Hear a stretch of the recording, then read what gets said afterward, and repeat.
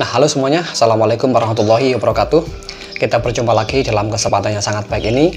Dan pada video kali ini saya akan membahas apakah bermimpi mendapatkan duit itu sebagai musibah, fakta, ataukah mitos. Kita akan bahas di video ini. Saya akan bongkar bagaimana caranya mengubah kesialan menjadi keberuntungan. Tentunya dengan cara-cara yang NLP banget. Simak terus sampai habis.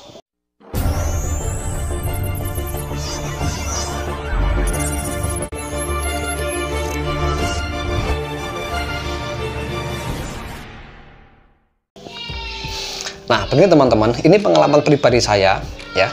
Jadi waktu itu kira-kira tahun 2015 ya, 5 tahun dari sekarang ini, saya bermimpi dikasih seseorang beberapa lembar uang merah. Mungkin jumlahnya sekitar 500 sampai 800 ribuan lah. Nah, di saat itu masih banyak di sekitar saya mitos-mitos yang mempercayai bahwasanya kalau mimpi dikasih uang itu bakal mendapatkan musibah seperti itu. Dan saya yakin teman-teman sampai sekarang juga masih banyak yang mempercayai hal tersebut, dimana kalau mimpi dapat uang itu artinya mendapatkan musibah gitu. Kenapa? Karena biasanya realita itu berbalik 180 derajat dari mimpi begitu. Kalau mimpi nikmat nanti dapatnya nggak enak, dapatnya musibah. Tapi kalau mimpi musibah dapatnya nikmat, seperti itu. Nah, artinya antara dunia mimpi dengan dunia kenyataan itu berbeda 100% begitu. Nah, kemudian begini, pertanyaannya apakah memang hal tersebut betul-betul bisa terjadi? Bisa, kalau memang itu diyakini dan dimaknai seperti apa adanya seperti itu. Contoh tadi ya, kalau mimpi dikasih duit, artinya Anda akan mendapatkan musibah. Nah, di sini adalah suatu pemaknaan ya. Makna di mana kita meyakini bahwasanya kalau mimpi dapat uang itu artinya mendapatkan musibah. Ini adalah suatu makna yang diyakini oleh kita. Makanya ini menjadi mitos ya. Nah, padahal sebetulnya kalau kita mau merubah makna dari mimpi tersebut, maka nanti kenyataannya juga bisa berubah. Buktinya apa? Buktinya saya pribadi pernah mimpi yang tadi saya ceritakan di awal, dikasih oleh seseorang uang beberapa ratus ribu ya, uang merah begitu ya, jumlahnya sekitar 500 sampai 800. Saya memaknai bahwasanya mimpi dikasih uang artinya saya benar-benar akan dapat uang. Itu saya yakini seperti itu, saya memberikan makna seperti itu, saya resapkan dalam hati bahwasanya itu benar adanya. Maka apa yang terjadi dalam waktu 1 hari ya, mimpinya kan di malam hari ya, saya paginya ketika berangkat mengajar di sekolah tiba-tiba saya dikasih uang betulan begitu, dikasih uang sejumlah 500 ribu oleh tata usahanya. Uang apa? Itu uang dari pemerintah katanya begitu. Nah, di sini artinya apa? Kalau kita meyakini sesuatu dengan pemahaman yang tepat, dengan memberikan makna yang sesuai dengan keinginan kita sendiri dan kita yakini, justru itulah yang terjadi, bukan mitos ya. Mitos pun bisa terjadi kalau itu memang diyakini kebenarannya. Ya, sekali lagi, kalau diyakini kebenarannya bisa saja itu terjadi. Tetapi kalau tidak diyakini atau dimentahkan saja mitos-mitos yang ada seperti itu, maka tidak akan bisa terjadi. Begitu. Contoh lagi ya, kalau orang Jawa dulu, kalau misalkan mau pergi bekerja gitu ya, kemudian ada cicak jatuh ke lantai atau di depannya, tidak jadi kerja. Kenapa? Itu diyakini sebagai kesialan begitu. Itu juga termasuk mitos. Mitos sendiri adalah hal-hal yang dipercaya oleh masyarakat tanpa ada bukti ilmiahnya, tanpa ada dasar yang logis. Gitu, hanya persepsi belaka yang katanya saja yang tidak jelas keilmuannya. Dari segi NLP, mitos itu adalah sesuatu yang diyakini, sesuatu yang dimaknai kebenarannya sehingga diyakini seperti itu. Oleh sebab itu, kalau kita merubah maknanya, maka nanti respon yang kita dapatkan dari semesta ini atau realita yang kita alami ini atau keadaan nasib kita akan justru sesuai dengan apa yang kita yakini itu sendiri, bukan sesuai mitos yang ada begitu. Nah, sebetulnya ada banyak mitos di sekitar kita yang justru tidak membahayakan diri kita, yang justru malah bisa merugikan diri kita sendiri begitu. Salah satunya lagi apa ya, kalau telinga berdenging akan dapat apa, ya, dan dapat sesuatu dan lain sebagainya. Nah, semua itu mitos. Kalau memang itu benar adanya, kalau itu memang berdampak baik pada diri kita sendiri, ya oke, kita terima. Tetapi kalau maknanya tidak membahayakan, maknanya justru negatif dan membahayakan diri kita sendiri, ya, atau bahkan justru bertolak belakang dengan keyakinan agama, maka harusnya kita tolak. Harusnya kita logiskan terlebih dahulu, kemudian kita tolak. Contoh tadi gini ya, ketika Anda berangkat kerja, ada cicak jatuh di depan Anda. Mitosnya mengatakan Anda akan sial, jangan berangkat kerja. Sekarang Anda harus logikan terlebih dahulu. Apa hubungannya antara cicak jatuh dengan kesialan saya? Kan gak ada hubungannya, ya kan? Nah, di sini akal kritis kita sudah bermain, di mana mitos tadi otomatis akan terkalahkan dengan logika kita yang tidak meyakini atau meragukan dari makna yang memang sudah disempatkan di situ. Nah, kemudian kita bisa merubah maknanya supaya justru berdampak baik pada diri kita.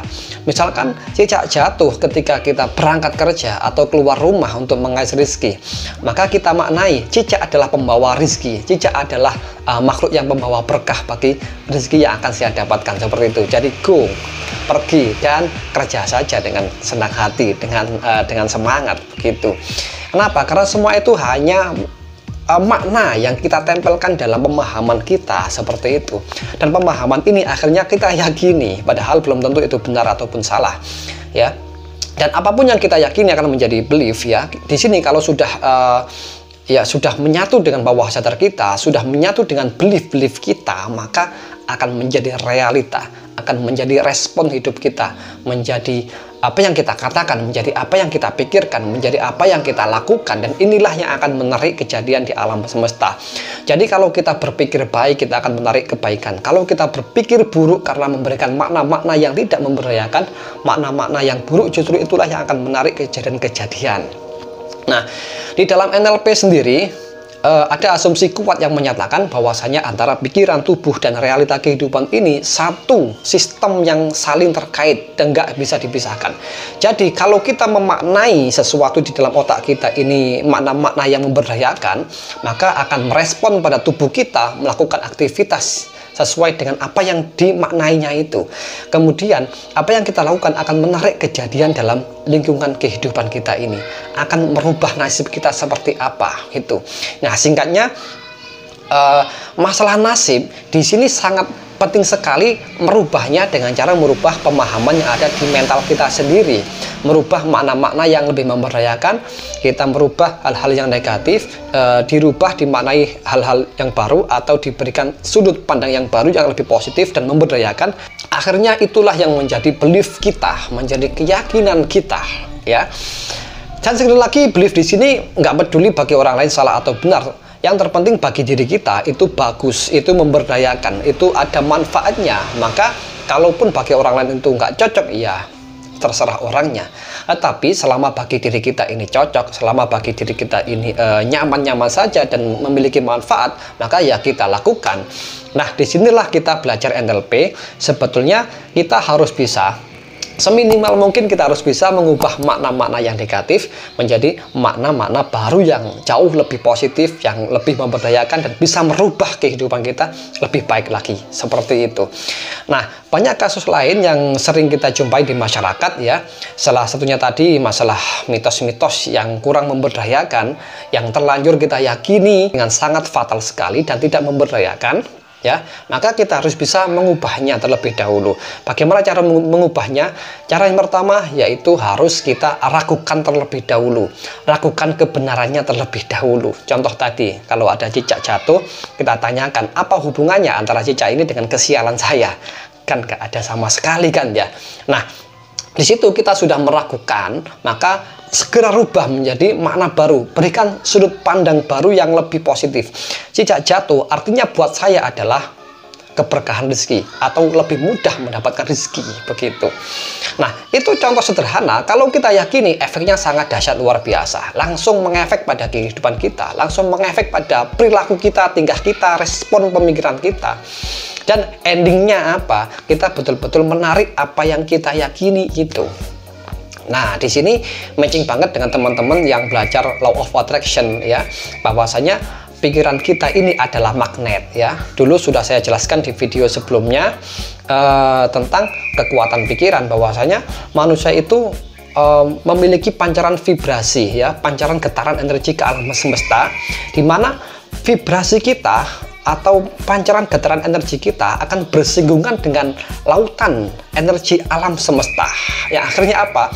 Terfrekuensi, memiliki frekuensi getaran yang sama, sehingga kejadiannya akan datang kepada kita sesuai dengan apa yang kita persangkakan, apa yang kita yakini, apa yang kita persepsi, apa yang kita pahami.